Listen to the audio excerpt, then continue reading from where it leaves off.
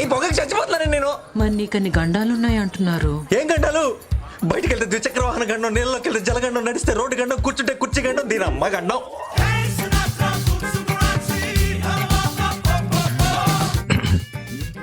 Order sir. 2 రోటీ ఓ mutton curry. నా ముందు non veg తింటే నేను చాలా అన్కంఫర్టబుల్గా ఫీల్ అవుతాను సార్. ఫీల్ అవ్వు. ఏంటి ఇప్పుడు? నేను చిన్నప్పుడు ఒక డ్రామా వేశాను సార్. ఆపు ఆపు ఆపు. మళ్ళీ ఆ తొలి అడుగు నాటకమేనా? ఈ దిక్కుమాల సోదంతా జాయినింగ్ రోజే పని కొట్టడానికి చెప్పావు నాకు. చెప్పాను సార్. చెప్పావు. ఇప్పుడు నువ్వు చెప్పబోతున్న రీజన్ అదే అయితే చెప్పు, వెంటనే ఆర్డర్ క్యాన్సిల్ చేసి వెళ్ళిపోతారా బాబు? సుందరానికి పిల్లలు పుట్టరు అని ఒక పదార్థం. ఎవరా అమ్మాయి? అదే నీతో పాటు ఫోటోలో ఉన్న అమ్మాయి ఎవరో అడుగుతున్నాను. రిపోర్ట్స్ కూడా రెడీ అంట. మరి ఇంకేంటి సుందర, పాచికలు వెయ్యి మందువా?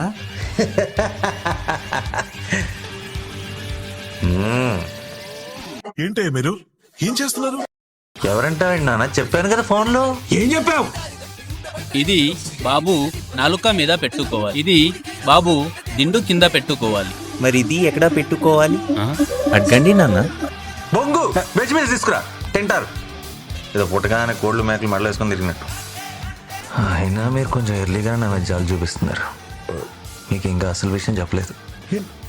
ఏంటి ఇంకా ఉందా?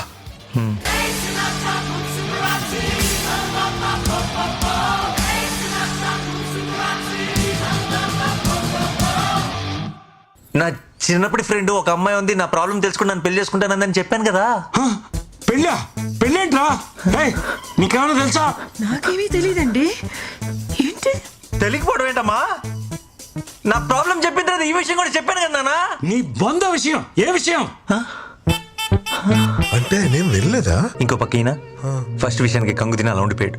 అది తెలుసు కూడా ఒక అమ్మాయి నన్ను పెళ్లి చేసుకోవడానికి ఒప్పుకున్నాను. ఎంత గ్రేట్ కదా నాన్న. ఏమండి నాన్న ఏమండి ఫోన్ ఉంది, ఎదురు మాట్లాడితే చెవులో పెట్టుకుని వినడానికి. ఇలా షర్ట్లు బ్యాట్లు ఇస్త్రీ చేసుకోవడానికి కాదు. ఆయన బాధపడేవాడు మొత్తం విని బాధపడాలి, కానీ ఇలా సగం సగం విని బాధపడాలి.